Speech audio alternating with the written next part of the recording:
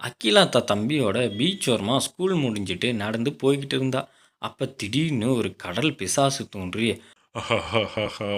நான் உங்களை சாப்பிட போறேன். எனக்கு கொலை பசி அடிக்குது. எது? எங்களை சாப்பிட போறீங்களா? தயவு செஞ்சு எங்களை விட்ரு. எங்க அம்மா எங்களைய தொழுவாங்க. ப்ளீஸ் எங்களை விட்ரு.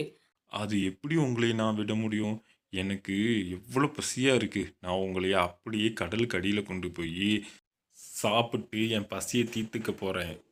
ஐயய்யோ! கடலுக்கு அடியில வந்துட்டோமே! இப்ப என்ன பண்றது? தம்பி ஒரு ஐடியா. பிசாசே, அதுதான் கடலுக்கு அடியில வந்துட்டோம்ல. ரொம்ப நேரமா பாட்டில புடிச்சுக்கிட்டே இருக்க. உனக்கு கை வலிக்கலையா? அப்படின்னு சொன்னோன்னே பிசாசு பாட்டிலை விட்டோன்னே பாட்டில் மேலே பறந்து போயிடுச்சு.